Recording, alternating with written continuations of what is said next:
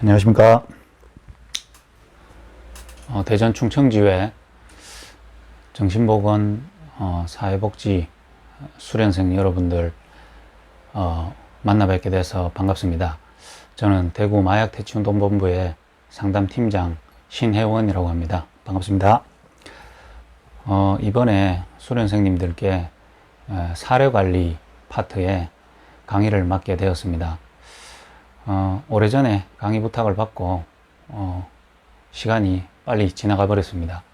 그 사이에 코로나 상황이 심각해지고 대면으로 강의를 할 수 없다는 소식을 듣고 소수로 강의 장소를 알아보다가 여건이 여의치 않아 가지고 이렇게 자료로 드리게 되었습니다. 저도 어색하고요. 들으시는 분들도 어떤지 잘 모르겠습니다. 하여튼 이번 강의를 통해 가지고 여러분들이 현장에 나가시고 또 미래를 준비하는 데 있어서 작은 도움이라도 됐으면 하는 바람으로 최선을 다해서 강의를 전달해 보도록 하겠습니다. 부족한 부분들이 있다면은 피드백으로 전달해 주셔서 저도 더 나아지고 더 많은 것을 할 수 있도록 도와주시길 바랍니다. 저에게 사례관리 파트를 해달라고 부탁을 받았고요. 그래서 강의를 준비를 하는데 크게 준비는 한 건 아니고 제가 현장에서 마약류 중독 문제 가운데 있는 개인과 가정들 또 지역사회에 상담과 강의를 하면서 제가 교육 때 상담 때 하는 내용들 위주로 좀 강의 내용을 구성하고 짜봤습니다. 서론적으로 말씀을 드리자면은 이 강의를 하는 데 있어서 약간의 이 부담이 좀 됩니다. 왜 그러냐 하면은 제가 사회복지나 이 정신보건 영역에 전공자가 아니거든요. 제가 비록 중독 현장에 상담도 하고 강의도 하고 있지만 제가 관련 전공자는 아닙니다. 저는 대학에서 문학을 전공했고 또 경영학 학위 받지 못했지만 공부를 그쪽으로 했기 때문에 제가 사실은 사회복지 분야 또 정신보건 분야의 개념이나 용어도 잘 모릅니다. 그렇기 때문에 이런 부분들이 잘 안 돼 있으니까 혹시 제가 잘 전달할 수 있을까 라는 부분에 부담이 좀 있고요. 그렇지만은 같은 현장 또 같은 문제 속에 있는 대상자들을 만나면서 여러분들이 앞으로 그 현장에서 또 전문적인 일을 하셔야 되기 때문에 현장에서 서로 고민하고 또 도전하는 부분들은 같다라고 믿고 있고요. 거기에서 좀 진실하게 대상자를 돕고 또 회복의 과정으로 안내하고 참된 삶으로 이렇게 변화시켜주고 안내한다면 현장의 그 중심과 마음은 서로 동일하게 통할 것이라고 생각을 하고 그런 부담을 좀 스스로 좀 이겨내려고 하고 있습니다. 그 중독 현장에 개입을 하는 데 있어서 어떻게 개입을 하는지 또 어떻게 개입을 해서 어떻게 도와주는지에 대한 부분에 실제적인 내용이 수련생 여러분들에게 좀 필요하다고 생각하고 그런 요청을 받았습니다. 그런데 저는 어떻게 개입할 것인가에 대한 고민을 하지 않고 이 현장 속에 들어오게 됐어요. 다시 말하면 내가 이쪽에 전공을 했고 앞으로 평생을 이런 업을 가지고 복지 현장에서 상담을 하고 도와줘야 되는데 어떻게 할 것인가 이런 고민이 아니고 정말 우연한 기회에 중독자를 만나게 되고 중독자들이 함께 치료 재활하는 현장으로 만남을 통해 들어오게 되고 그때부터 그들과 함께 삶을 나누고 살아온 기간들이 지난 한 15년 정도 되거든요. 그래서 개입이 아니고 저는 동거를 했습니다. 이들을 어떻게 상담할까 이 마인드로 그들에게 찾아간 게 아니고 그런 생각이 전혀 없었는데 중독 현장과 중독자들을 만나고 함께 동거하는 세월들이 있었어요. 처음에 제가 중독 현장을 만나게 된 계기는 제가 대학생 때였습니다. 지금으로부터 한 15년 전에 대학교 졸업반으로서 미래에 대해서 굉장히 고민도 많고 진로에 대해서 많은 고민할 때였습니다. 뭐 취업을 해야 될 것인지 아니면 진학을 해야 될 것인지 아니면 취업을 한다면 어떤 분야로 어떻게 해야 되는지에 대해서 제가 명확하게 진로나 방향 설정이 안 돼 있다 보니까 공부는 공부대로 하고 미래 준비는 미래 준비로 하는데 제 마음속에는 미래에 대한 불확실성 속에 불안함과 두려움들 이런 것들이 제게 계속 남아 있었어요. 이거는 뭐 공부를 열심히 한다고 해결되는 게 아니고 뭐 취업 준비를 하고 상담을 받는다고 해서 해결되는 게 아니다 보니까 대학 생활을 하면서도 뭐 성적은 나름대로 준비돼 가고 미래에 필요한 기술들이나 이런 것들은 준비를 해 나간다고 생각했는데 제게는 여전히 마음의 불안함과 두려움들이 많았어요. 그런 가운데 제가 소개를 받고 한 목사님을 이렇게 만나게 됐어요.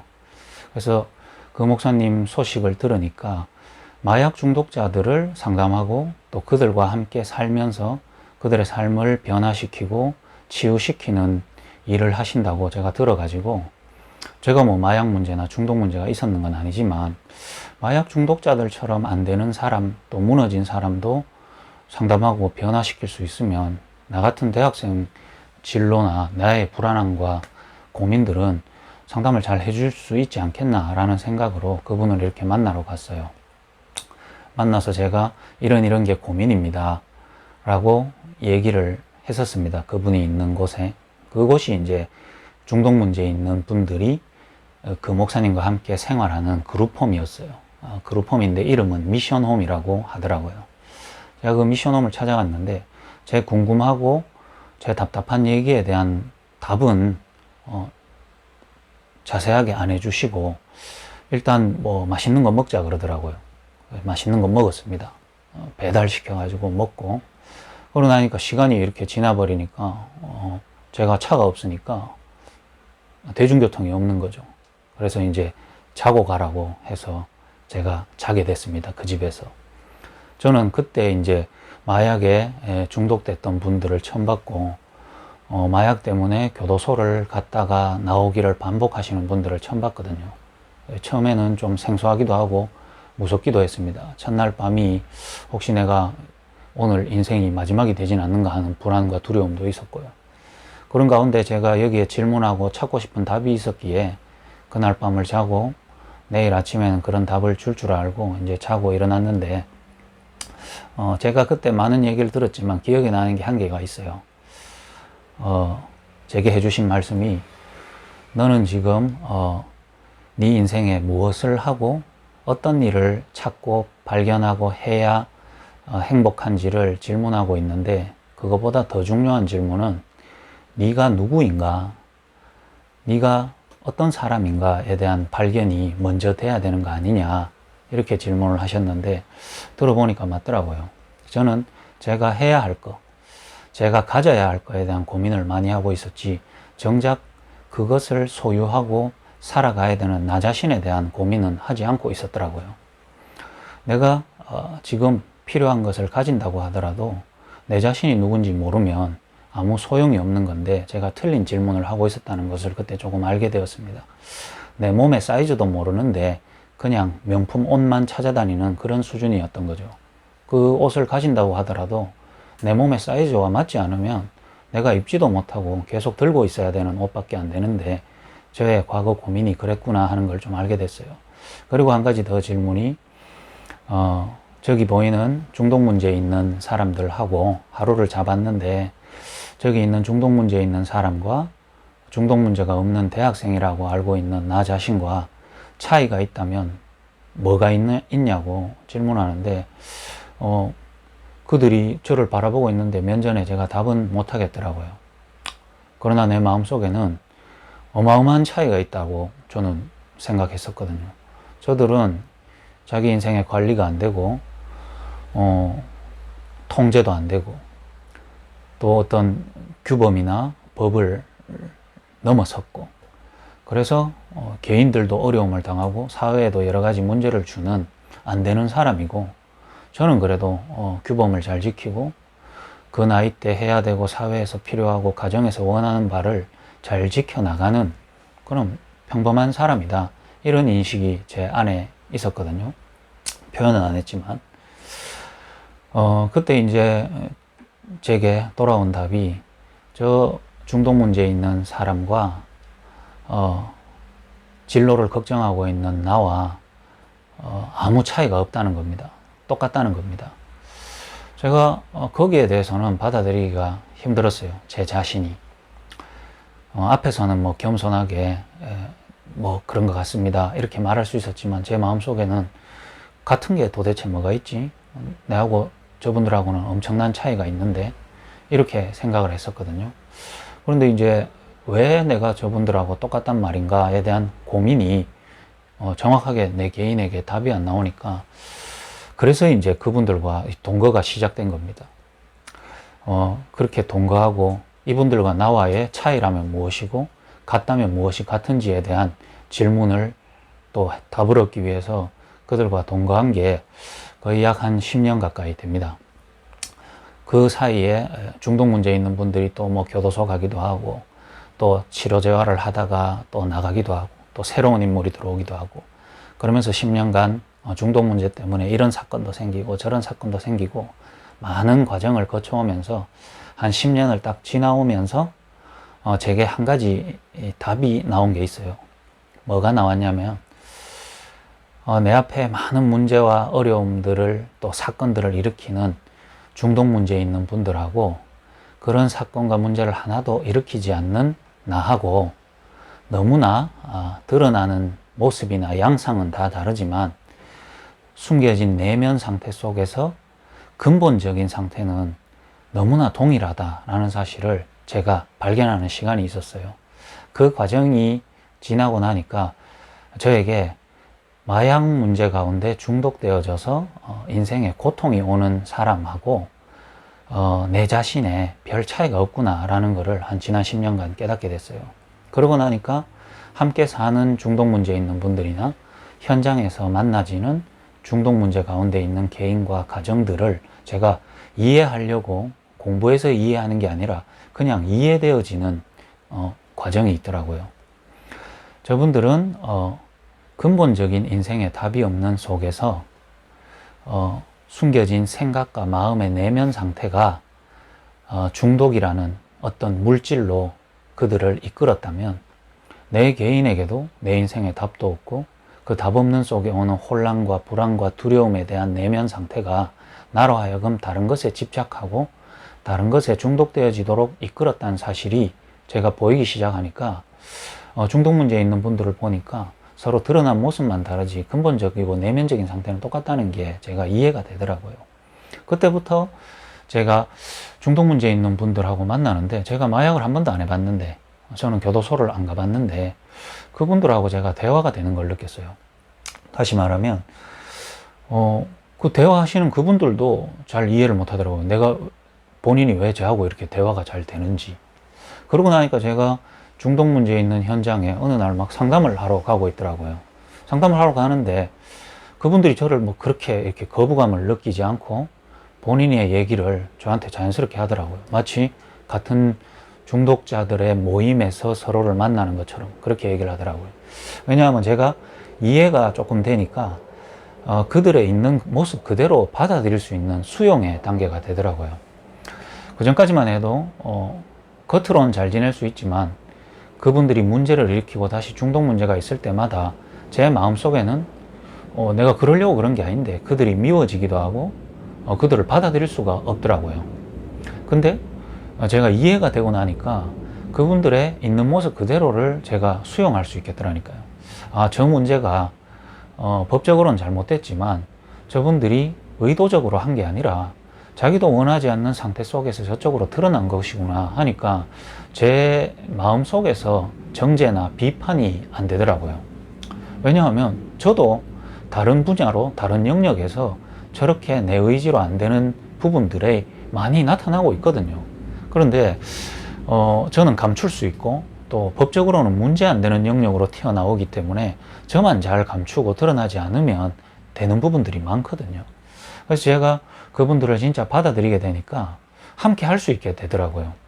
같이 살면서도 사실은 함께 안 됐는데 같이 살면서 그들의 모습을 받아들이고 저도 그들에게 받아들여지니까 마약 문제로 같이 모여있는 그룹홈이고 미션홈인 것 같지만 이렇게 저 같은 경우는 젊은 날 마약도 안 해보고 그 그룹홈에 있게 되고 중독 문제로 그룹홈에 치유를 받고 온 분들과의 만남을 통해서 뭔가 중독 문제를 뛰어넘는 개인과 이 시대와 현장을 위해서 이 만남을 통하여 또 우리의 과거의 중독 문제를 통하여 꼭 해야 되는 어떤 사명과 미션이 발견되어지는 그런 시간들이 좀 있었어요.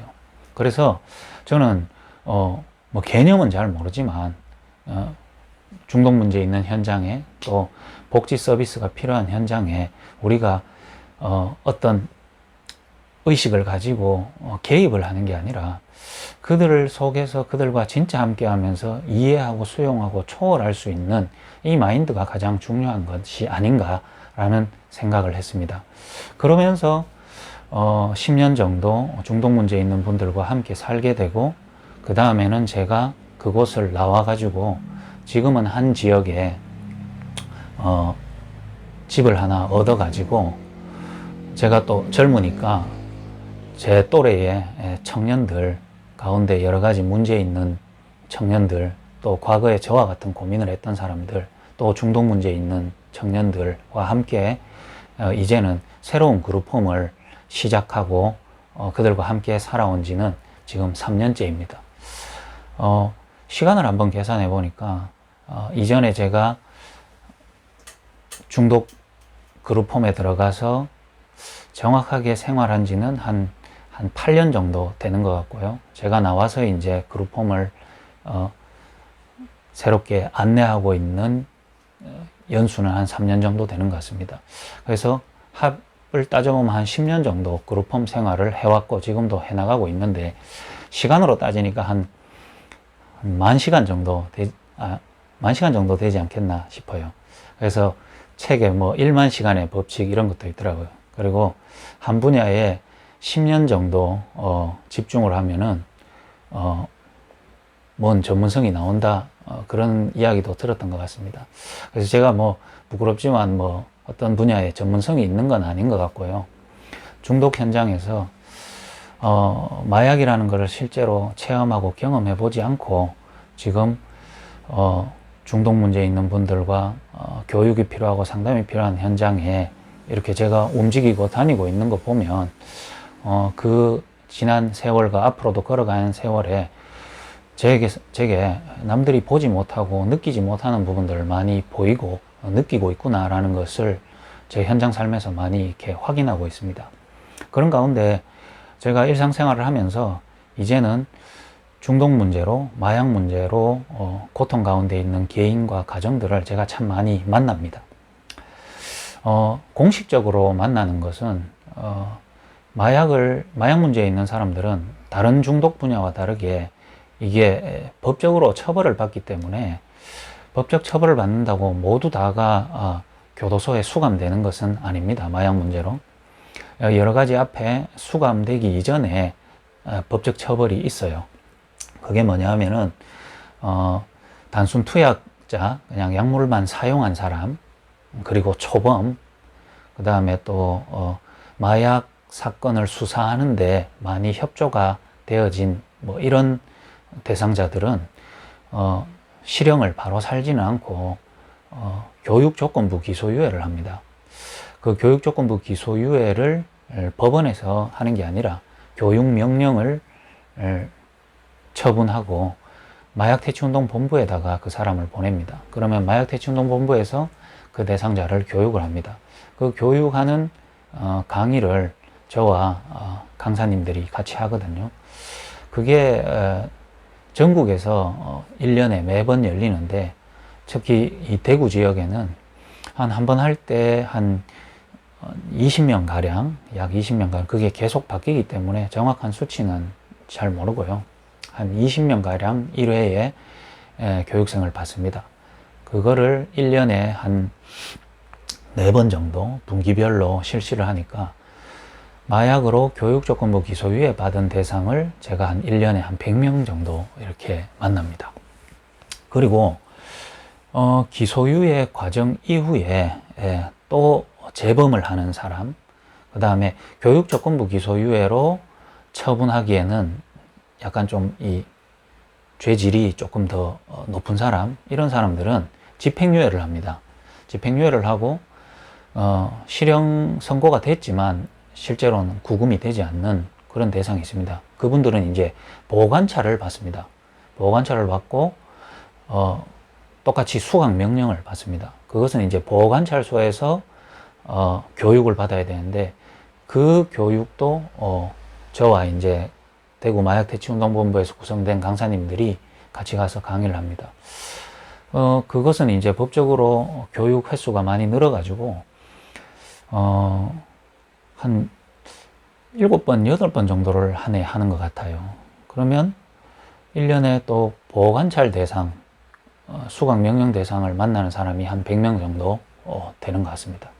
그리고 지금은 코로나 때문에 거의 다 이렇게 강의가 다 취소가 되고 닫혔지만, 한 해에 한 달에 한 번 정도는 대구 경북 지역에 있는 모든 교도소들을 한 번씩은 가서 실제로 실형 선고된, 수감되어 있는 마약 사범들을 강의를 합니다. 집중 강의라고 해가지고 그때 한 10분씩 만나서 집단 상담 형식으로 강의를 하고 상담도 합니다. 그렇게 되면 한 해 또 뭐 교도소에서 만나는 마약 사범만 한 100명이 되겠죠. 이렇게 공식적인 교육과 상담으로 만나는 분이 한 300명 정도 되는 것 같고, 이제 자발적으로 뭐 교육을 마쳤는데 저한테 자발적으로 상담을 온다거나, 또 상담을 와서 자기 아는 중독 문제에 있는 분들, 또 가족들이 같이 상담을 오고, 이렇게 1년간 만나면 뭐 대략 한 해 한 500명 정도의 마약 관련 문제 가운데 있는 분들, 또 중독 문제 가운데 있는 분들을 만나는 것 같아요. 그런 것들이 어떤 학교에서 배울 수 없는, 또 교재로 알 수 없는, 또 수련 과정을 많이 듣는다고 해서는 가질 수 없는 어떤 데이터거든요. 그런 데이터들이 제게는 이렇게 계속 이렇게 좀 쌓이는 것 같습니다. 그래서 여러 가지 사연들과 또 문제 있는 사람들을 만나고 보니까 공통적인 어떤 부분들도 좀 보이고, 패턴도 좀 보이고, 그들의 어떤 반복되어지는 실수의 원인과 이유도 조금 보면서 제 개인적으로 좀 정리되는 지난 시간들이 좀 있었던 것 같아요. 그런 가운데 여러분들이 이제 이 분야와 이 현장에 대해서는 여러분들이 잘 모르고 정보가 많이 없는 것도 현실이기 때문에, 제 개인이 그렇게 오면서 이 마약 현장을 실제로 담당하고 있는 기관이 있습니다. 그 기관이 뭐냐 하면은 바로 첫 번째 한국마약퇴치운동본부입니다. 약사회에서 이제 설립한 기관이죠. 그래서 사실 뭐 국가적으로 마약류 퇴치 기관이나 뭐 어떤 관련 기관이 없습니다.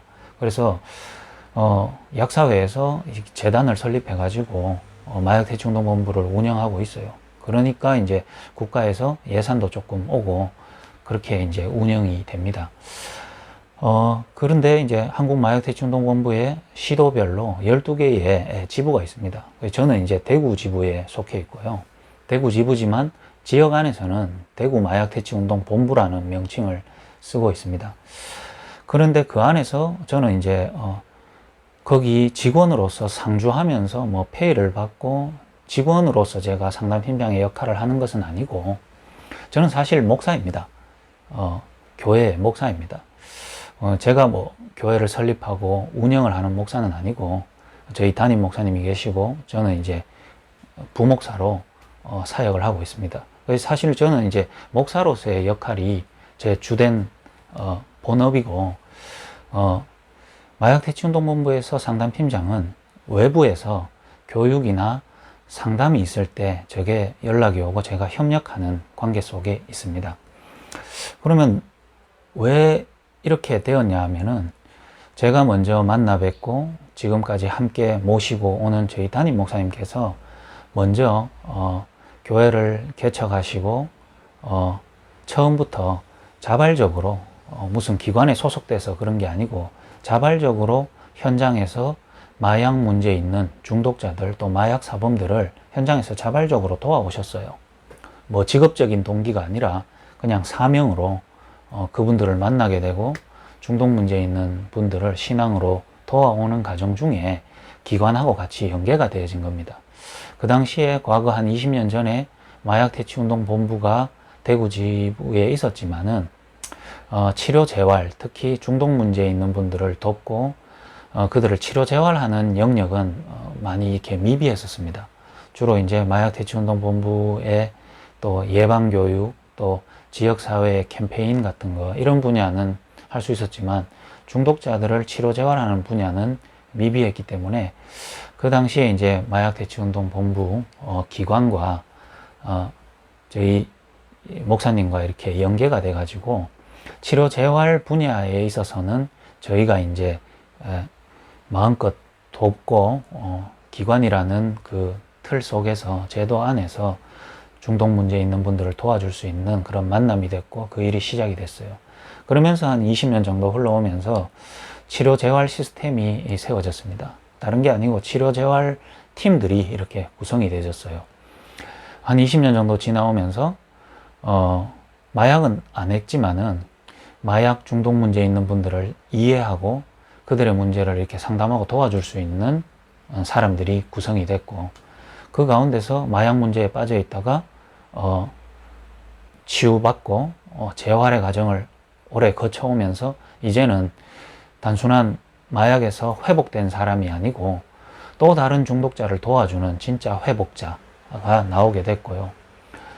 이런 중요한 일들이 많이 일어나니까 지역사회에서 자원봉사로 저희를 물심양면 도와주는 분들이 많이 이렇게 생겨나게 됐어요. 그런 치료 재활팀이 구성이 되어지니까 교육과 상담과 또 중독 문제 있는 분들과 함께 삶을 나누면서 치유해가는 그룹홈, 그리고 중독 문제로 사회 복귀가 쉽지 않은 분들이 직업 재활라는 부분을 도와줄 수 있는 어떤 시스템도 세워지는 시간이 있었습니다. 그런 가운데 실제로 저희들은 중독 문제 있는 분들을 변화시킨다고 사명을 갖고 뜨거운 마음으로 하는데 사회의 인식은 우리의 생각보다는 많이 이렇게 차이가 난다는 것을 많이 느끼게 됐어요. 지난 시간 동안. 그건 이해가 되는 것은 제가 처음에 중독 문제와 중독 현장을 만나게 됐을 때 제가 느꼈던 그 생각, 마약 중독자들은 저는 괴물인 줄 알았거든요. 사회의 악이고 사회에 없어져야 되고 격리돼야 되는 사람으로 저도 인식하고 있었기 때문에 제가 그런 생각을 가진 내가 20년간 바뀌어왔는 과정을 아니까 사회에서 어떤 중독 현장과 중독 문제를 바라보는 인식이 이게 결코 바뀌기가 쉽지 않구나라는 걸 많이 느끼게 됐어요. 그러면서 저희가 그냥 단순히 중독 문제 있는 분들을 회복시키는 차원을 넘어서 사회의 인식과 좀 시스템을 바꿔야 되겠구나 이런 생각을 많이 가지게 됐습니다. 그래서 시작한 게 이제 문화작품을 만들었습니다. 작게 시작했지만 중독 문제 있는 분들이 회복을 향해 걸어가는 여정들을 우리가 문화작품, 특히 공연, 뮤지컬 공연으로 만들어서 10년 전부터 공연을 해왔습니다. 그 공연이 계속 쭉 이어지고 있거든요, 지금도. 그래서 중독에서 회복되어 가는 그 실제 인물이 자기의 스토리를 무대에서 공연을 하고 지역사회에다가 메시지를 전하고 또 유관기관 사람들이 와서 보고 또 시민들이 와서 볼 때 중독자를 바라보고 중독 문제를 바라보는 시선이 조금씩 변화되는 것을 느끼고 많은 보람도 많이 느끼고 있습니다. 그리고 코로나 시대에 또 이런 공연을 계속 할 수 있는 여건이 안 되다 보니까 저희가 문화 콘텐츠를 영상으로 제작하는 일을 지금 하고 있습니다. 그래서 학교에 공식적으로 예방교육이 실시가 돼야 되거든요. 그곳에 우리가 중독 예방 콘텐츠를 만들어서 학생들에게 제공하고 아주 좋은 호응을 얻고 있습니다. 그렇게 하고 또 교도소에는 저희가 했던 뮤지컬 공연을 영상으로 제작해 가지고 교도소의 마약 사범들이 교도소 안에서라도 그 문화를 통해 가지고 좀 재활하는 데 도움이 되도록 그렇게 안내를 하고 있습니다. 이제 사실은 뭐 사례관리 영역에 대해서 강의를 하기 이전에 얘기가 굉장히 길었던 것 같은데 뭐 방송으로 들으시니까 뭐 빨리 감기 하셔도 되고 넘기셔도 되는데 앞에 이야기는 꼭 필요한 것 같아요. 왜냐하면 서로 간에 수련생들하고 저하고 또 이제 화면상으로 또 얼굴을 뵙고 만나는 것도 아닌데 서로가 이렇게 교감과 소통이 없이는 사실은 이게 중요한 이 진행이 잘 안 된다고 생각하거든요. 그래서 앞에 얘기를 좀 했습니다. 그러면 제가 맡은 분야가 사례관리인데 사례관리에 조금 어려운 점이 조금 있습니다. 그게 뭐냐 하면은 저 사례에 대해서 얘기해 줄 거 정말 많거든요. 한 해에 한 500명 정도를 공식적으로 만나는데 참 그들의 사연, 제가 초창기에는 이 현장에 들어와서 저도 너무나 막 깜짝 놀라고 참 이런 일이 영화에서나 나올 일이지 하면서 그래서 그들의 사연과 사례들을 제가 메모도 해놓고 사실은 제 노트나 제 자료를 모아 놓는데 보면은 그들의 사연들이 많이 적혀 있습니다. 그러나 그거를 이제 한 해 500명 만나는데 다 적었으면 제 방에 공간이 없겠죠. 참 많은 일들과 많은 사례들이 있는데 그런 사례들을 참 말하기 어려운 점이 있습니다. 뭐 개인의 정보를 노출 안 하고 뭐 얘기하는 것도 중요하지만은 다른 중독 분야와 다르게 이게 법적인 문제에 다 걸려 있거든요. 예전의 사례가 지금까지 이어지고 계속 반복되어지는 사람도 분명히 있고 과거에 심각한 사례였다고 지금 없는 건 아니거든요. 그러니까 법적인 문제가 이렇게 수반되어 있으니까 사례 관리라는 부분들이 참 쉽지 않고 어쩔 때는 알면서도 제 마음에만 담아놔야 되는 이야기도 많이 있고 참 이거 저도 누구에게 이렇게 말하고 싶어도 참 쉽게 말하지 못하는 부분도 많이 있습니다. 제 작은 말이 또 여러 가지 어려움을 만들어낼 수 있기 때문에 사례 관리라는 부분들을 말씀드리기 좀 어려운 부분들이 있고요. 그 다음에 1번하고 2번하고 같은 맥락인데 뭐 예를 들면 알코올 중독자 우리나라에 몇만이 있다. 그런 거를 이렇게 통계를 잡는 나름의 어떤 기준이 있겠죠. 뭐 알코올 문제로 병원을 간다거나 어떤 약을 받거나 지원금을 받는 사람들 이런 게 있으면 정확한 수치가 나올 거 아닙니까? 도박으로 이런 부분들이 관련 산업이 있고 관련 치료해주는 기관이 있으면은 그게 파악이 쉬울 건데 마약류 중독에 대한 어떤 수치 이런 게 객관적으로 나와 있는 게 없습니다. 왜냐? 뭐 마약 때문에 병원을 갈 수가 있습니까? 아니면 어디 공식적으로 상담을 받아도 법적인 처벌을 안 받는데 다들 두려워하고 불안해하고 있거든요. 그러니까 그런 게 없습니다. 그저 한 가지 정확한 수치 하나는 한 해 마약류 사범으로 검거되는 마약 사범 건수 그것만 정확하게 이렇게 카운트가 됩니다. 근데 이제 과연 실제로 현장에서 마약으로 속칭 말해서 마약으로 중독으로 달리고 있는 사람의 숫자에 비해서 실제 검거되는 숫자는 한 100분의 1 정도로 생각하고 있거든요. 그러니까 한 해 한 17,000명, 18,000명이 한 해 검거된다 하더라도 실제 중독 문제 가운데 있는 사람들은 한 100만 넘는다고 보고 있습니다. 뭐 그것도 저희들의 어떤 나름의 현장의 감으로 하는 통계지 정확한 거는 없거든요. 그리고 또 사례 관리를 하기가 어려운 점은 바로 이 3번입니다. 너무나 다양해요. 상태가 드러나고 문제가 발생되는 상태가 너무 다양합니다. 어떤 사람은 막 속칭 말해서 필로폰을 남들에겐 치사량인데 그 정도 찔러 넣으면 죽는데 이 사람은 죽어야 되겠다 생각하면서 아무리 찔러였는데도 아무렇지도 않습니다. 그러다 보니까 제가 만난 사람은 이랬습니다, 이랬습니다 라고 사례를 쭉 얘기했는데 그게 다른 사람에게는 너무 이렇게 다른 얘기처럼 들릴 수가 있고 틀리게 들릴 수가 있거든요. 예를 들면 저렇게 많이 했는데 괜찮더라 이 말 듣고 많이 하다가 죽을 수도 있는 거잖아요. 이게 왜 그러냐 생각해 보니까 알코올은 술은 슈퍼에서 파는 게 전국 다 똑같습니다. 뭐 진로 소주를 사면 진로 소주 다 똑같습니다. 거기에 누가 이상한 거 못 집어넣잖아요. 뭐 맥주 사면 편의점에 맥주는 다 똑같은데 이 필로폰이나 대마나 이거는 어디에서 만들었는지 뭘 집어넣는지 어떤 사람에게는 어떤 부작용이 경우 이런 거를 뭐 알 수가 있습니까? 식약처에 등록이 된 것도 아니고 무슨 뭐 세금을 내서 조사를 받는 것도 아니고 누가 만들어서 어느 과정으로 어떻게 유통되는지를 아무도 모릅니다. 그래서 어떤 사람은 필로폰하고 죽어버립니다. 그냥 심장마비로 죽고 어떤 사람은 뭘 느꼈다고 말하고 이 물질 상태 자체가 객관화되지 않았거든요. 그리고 물질이 아무리 똑같다 하더라도 개인 상태가 다른 거예요. 어떤 사람은 속칭 필로폰을 하면 여기에 꼽힙니다. 우리말로 여기에 꼽혀요. 이런 행동이 자꾸 꼽힙니다. 어떤 사람은 실제로 마약하고 일상생활 다 하는 사람도 있어요. 또 어떤 사람은 마약하고 뭐 옷 다 벗고 뭐 밖에서 문제와 사고를 일으킵니다. 또 뭐 아주 소수지만은 마약하고 환각 증세에 망상 증세에 살인을 저지르기도 하고 본인 자신이 스스로 사건과 사고에 말려서 본인의 목숨을 잃는 경우도 있거든요.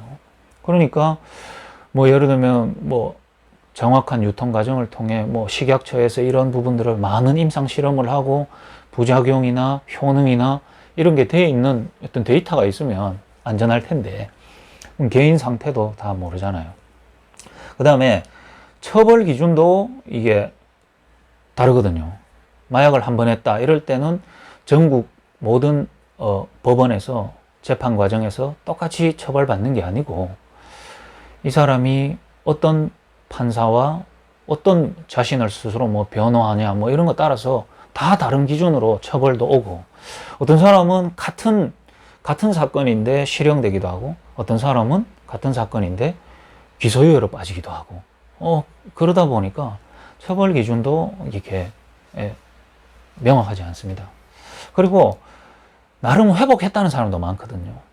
저 사람 마약에서 10년 동안 있었는데 이제 마약을 안 한다 하더라 라고 했지만 일반 사람들은 요즘 마약하는 모습을 안 보이고 착실히 생활하는 것처럼 그 사람을 회복자로 두고 있지만 또 마약 현장을 진짜 아는 사람은 그 사람이 아직 회복된 게 아니거든요. 실제로 마약을 계속 하고 안 하고의 문제를 떠나서 저 사람은 아직 마약 문제 속에 완전한 어떤 자유와 해방을 가지지 못한 사람이다. 이렇게 진짜를 아는 사람은 또 보고 있거든요. 그러니까 일반인들이 저 사람이 회복됐다라는 부분의 생각을 가지고 있다가는 많은 부분에 시행착오를 겪는 경우도 많이 있습니다. 그래서 참 이 사례 관리라는 게 뭔 사례를 이렇게 안내하고 두는 부분들이 사례가 없어서 그런 게 아니고 사례 관리를 이렇게 얘기하는 부분들이 조금 제 개인적으로 좀 어려운 부분들이 좀 있습니다. 이런 배경을 가지고 이제 본론으로 들어가서 제가 강의할 내용은 제가 뭐 여러분에게 전문 지식이나 이론적인 내용을 드릴 수 있는 상태는 아니라고 앞에서 말씀드렸겠죠. 그래서 제가 한 현장에서 한 명의 중독 문제에 있는 사람이나 중독 때문에 법적인 처벌을 받은 사람, 그 다음에 자발적으로 마약 문제, 중독 문제 때문에 저를 찾아와서 상담받는 사람에게 제가 그들에게 알려주는 내용, 그리고 이제 그 내용을 알아먹고 이제 치유의 과정으로, 재활의 과정으로 들어오는 사람에게 어떻게 그 치유의 여정을 안내하는지를, 그리고 이제 그 치유의 올바른 여정을 통해서 어떤 목표 설정을 하고 인생을 방향을 잡아갈 것인지를 안내하는 내용이 바로 제가 본론적으로 하는 내용입니다. 여러분들이 각자 정신보건 사회복지 준비하셔서 복지 현장에 나가실 거 아닙니까? 그러면 제게 질문하셨던 것과 똑같이 현장에서 중독 문제에 있는 사람들을 만나게 되고 그들의 삶에 개입하게 된다. 그때 어떻게 해야 될 것인가에 대한 질문을 많이 하셨더라고요. 그래서 그런 관점으로 제가 이제 한 15년 정도를 이 현장에 있으면서 이제는 그들을 상담하고 교육하는 내용을 한번 실제로 제가 강의하듯이 여러분들에게 한번 들려드리면은 여러분들도 이런 부분들이 다는 아니겠지만 조금 남아서 복지 현장에서 중독 문제 있는 대상자를 만나게 될 때 상담하고 또 그들을 이해하고 도와주는데 작은 부분에 도움이 되지 않겠나 해서 본론 강의를 시작하도록 하겠습니다. 여기까지 강의하고 잠시 쉬었다가 본론 강의를 시작하도록 하겠습니다.